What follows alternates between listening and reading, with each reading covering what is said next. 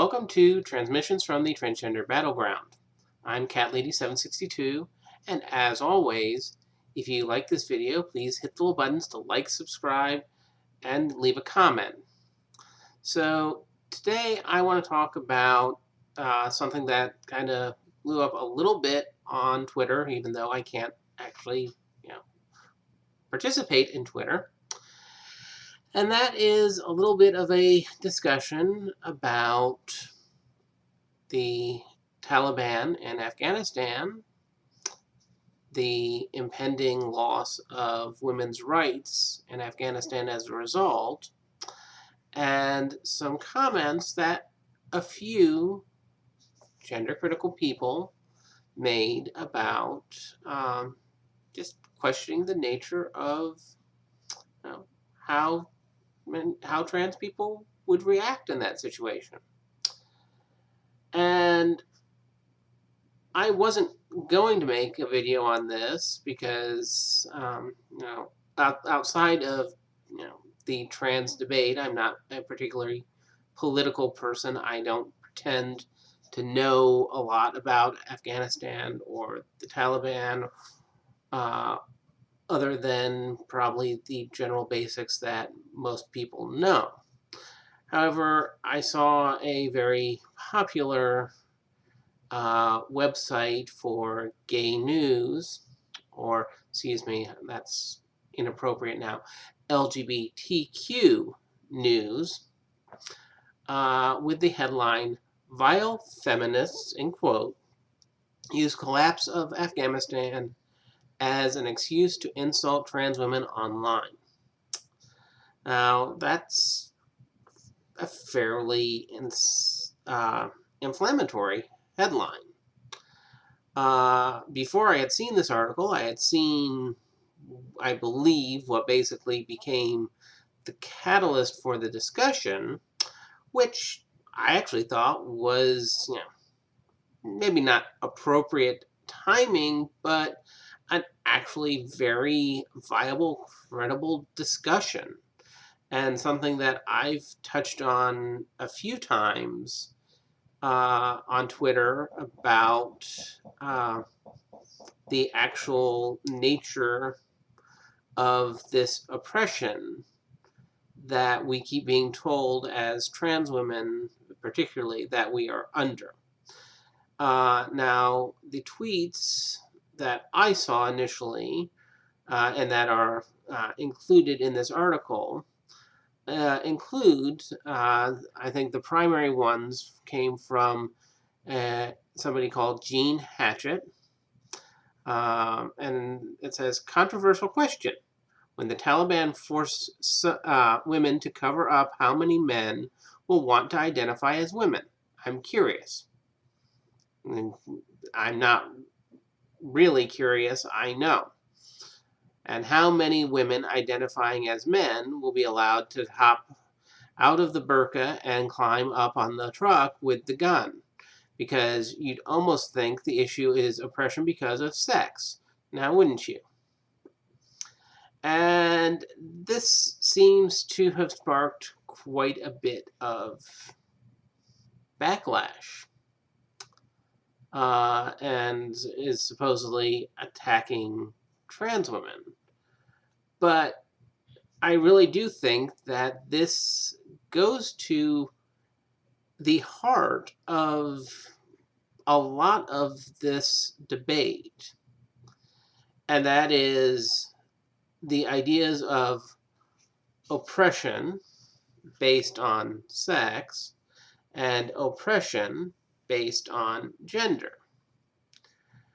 And I'm not saying that both don't exist to some extent. I think they do. But the fact of the matter is, throughout human history, if you are born female, you have had a very different lived experience than people that are born male. And a lot of that is, at least initially, based off of the sex you are. And it can be hard sometimes if you are someplace like the United States or Canada or the UK or maybe Australia, um, places where we have reached a point as societies where while women still maybe, you know, catching up in some regard, unfortunately, there are certainly places in the world where the social and political issues facing people of the female sex are considerably worse than those places. And in my opinion, it feels like those are also most of the places where the push for the current dialogue of trans rights is coming from. And I've mentioned before that I do think that a good portion of the discourse, maybe not all of it, maybe not everyone, after all, we do have trans rights activists like Chase Strangiato, or however you pronounce his name, but a lot of it seems to be coming from trans women and a particular subset of trans women. And I think it is valuable to question, like this person did. If you were in a country where the oppression of women was much greater, would you choose to transition? Because whether you personally believe it or not, transition is a choice.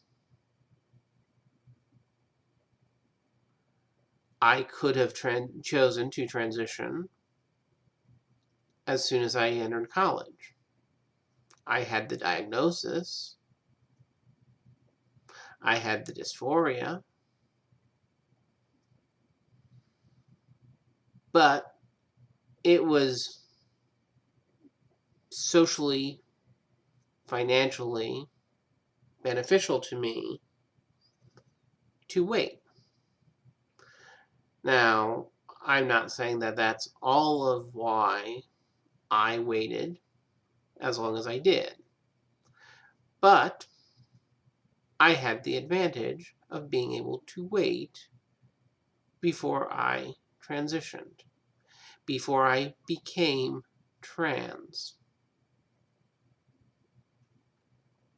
Females are female from the moment they are conceived, and that does make a difference. Females are more likely to be chosen for sex-selected abortions. There have been countries where infanticide of female babies was common. Female genital mutilation is still going on. Child brides still exist. One of the most disturbing things that I watched was a video of a mother who was clinging to her 12-year-old daughter as she was being torn away to be married to a man 3 to 4 times her age. These things are things that happen to females. Now, I'm not saying that there are no trans women that would still choose to transition. I'm sure there probably are. But when you have a population right now who apparently thinks it is the height of oppression to not have your pronouns respected, when it is the height of oppression not to be allowed to use the bathroom you want to use, despite being offered alternatives. I do wonder, how would those trans women fare in a world where all of a sudden they not only lost the male privilege that they had, but they lost pretty much life as they know it? Would you still transition as a trans woman if it meant you could not get an education? If it meant you could never work a job again? If it meant that you were automatically property of a male relative until you got married to a man and then became his property? Let's go a little less extreme. Let's imagine back about 100 years or so in U.S. history.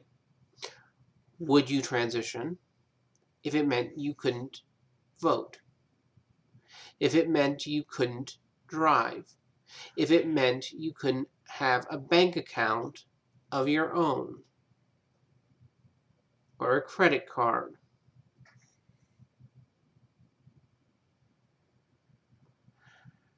How many trans lesbians would transition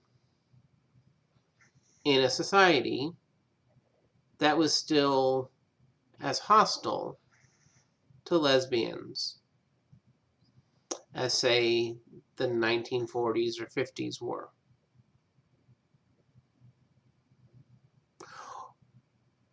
I'm willing to bet that a lot of them would suddenly find that the dysphoria that they're feeling is not as hard to put up with as losing the privilege that they have would be.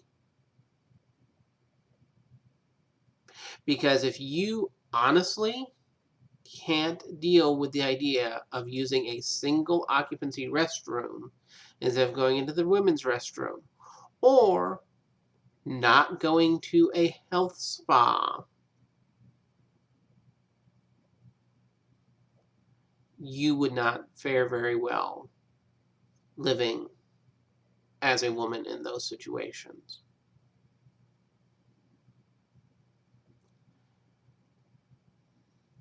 Before the Taliban thing came up, The Handmaid's Tale was a common talking point. A lot of trans rights activists would say that the gender critical people wanted a world like The Handmaid's Tale. Well, that's completely false. But it's not something that I can say I haven't thought about, because I know exactly what my outcome would be in The Handmaid's Tale.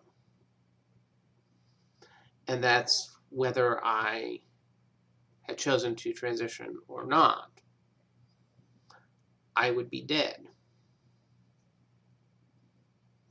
I would be dead as a gender traitor,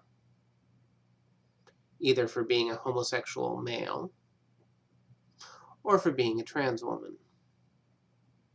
Either way, the outcome's the same. One of the reasons that I get kind of bothered when the trans rights activists, and especially people that like to get on their keyboards, start talking about this idea of, trans oppression and, trans women are the most oppressed people on the planet. And then I find out they haven't even transitioned yet. They've done nothing but change their pronouns in a profile. Maybe put a little cartoon picture up. And they'll say, well, everyone in my life sees and treats me as a woman. Everyone in their online life. Maybe a few people in their personal life, their close friends, maybe their family, but a lot of times they complain that their family doesn't. And I always think about the fact, if for you, being trans is simply a matter of this identity in your head, and all you're doing is changing your pronouns, what is going to happen in the worst case scenario? You keep claiming that gender critical people want the extermination of trans people. So let's pretend. Let's pretend that we are in a world now where the extermination of trans people is a very real thing.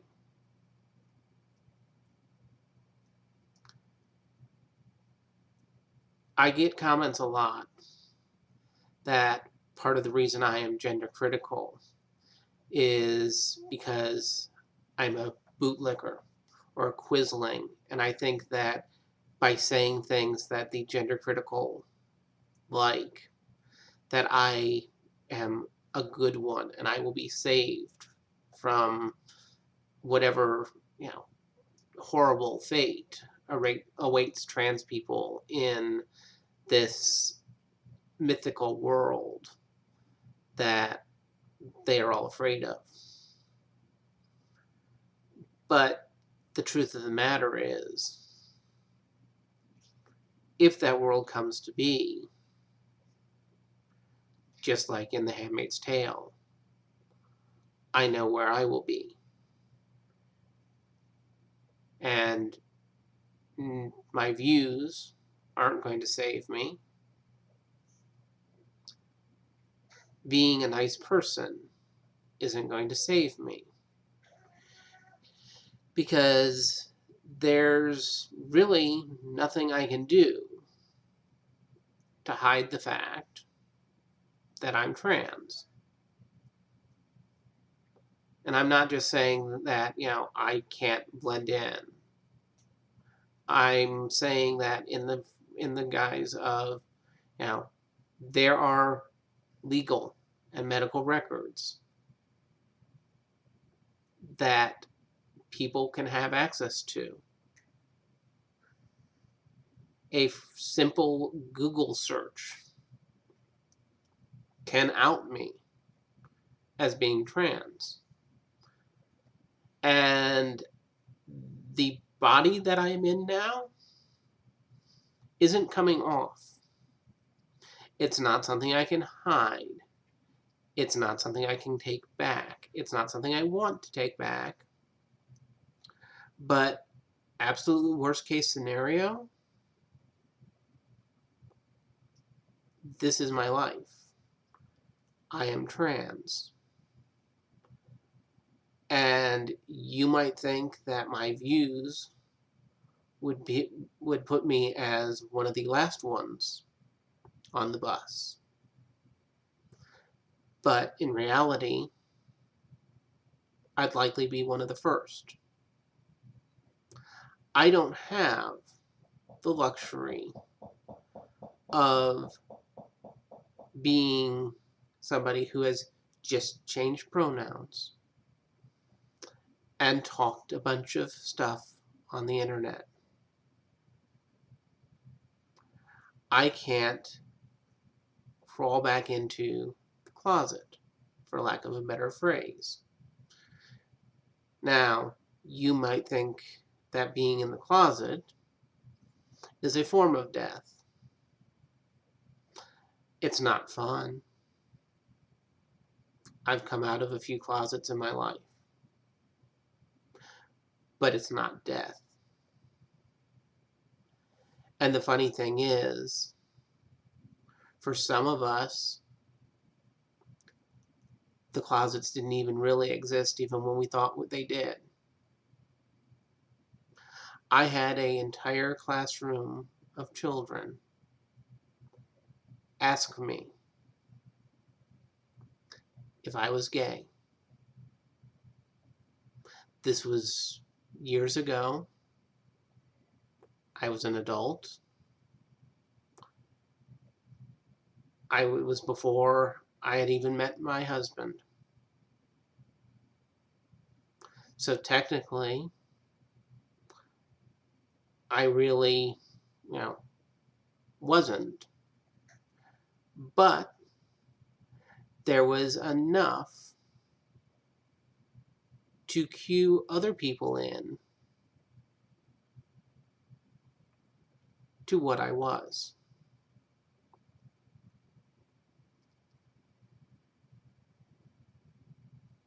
There is real oppression in this world. There's real oppression of women. There's real oppression of lesbian and gay people. There's real oppression of trans people. But when you start conflating, someone didn't use my pronouns, or someone said something I didn't like on the internet, or somebody said they wouldn't date me because I'm trans. With that oppression, I just can't.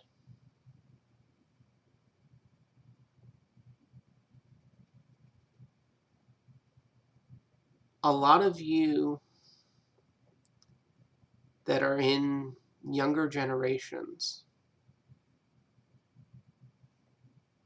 didn't experience the way it was to be gay, lesbian, bisexual, and transsexual 20, 30, 40 years ago.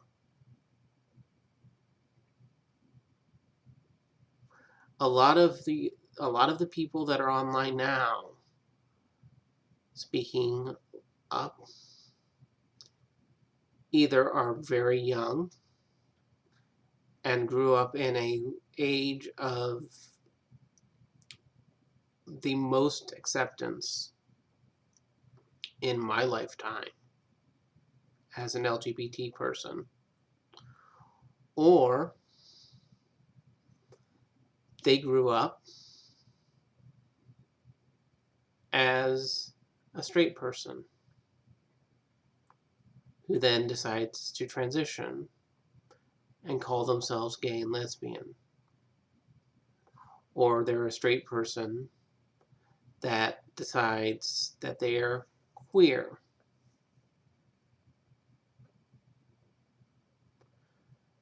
Again, I don't want to make light of real homophobia and transphobia that is out there. But when you use trans women of color and cite statistics of how many are killed each year, but neglect the fact that the vast majority of those are in South American countries, very homophobic South American countries, countries where transitioning to be a trans woman can very possibly be a way to escape some of that homophobia. While you sit in a safe place, and I'll be one of the first to admit, I'm in a safe place. If I wasn't, I may not have chosen to transition.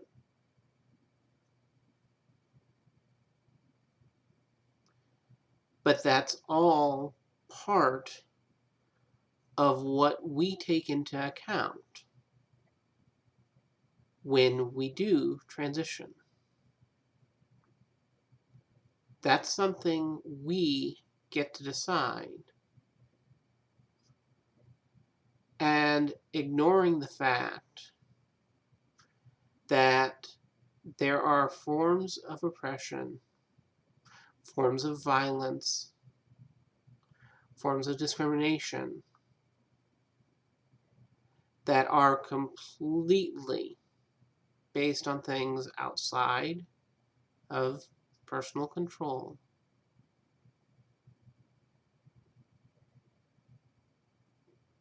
You are doing something wrong.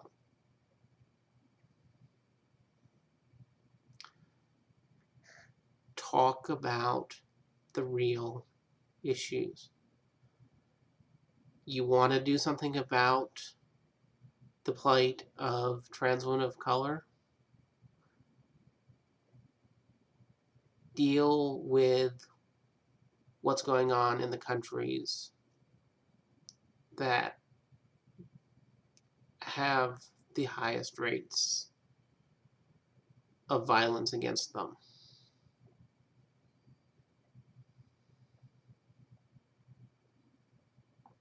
Don't use them as a shield to why you think you should be in a bathroom that somebody else thinks you shouldn't be. I don't wish what is going on in Afghanistan on anyone. And I am not at all trying to make light of the issue. And I'm not really trying to make a, actual real comparison. But I do want people to actually think about the difference.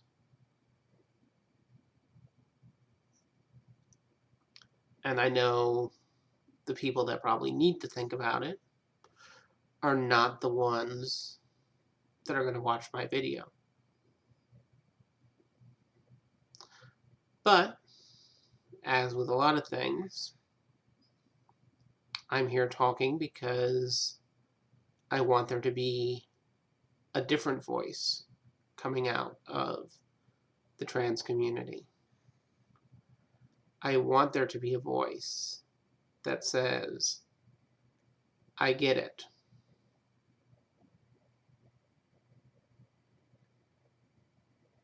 So, until next time, this is Cat Lady 762.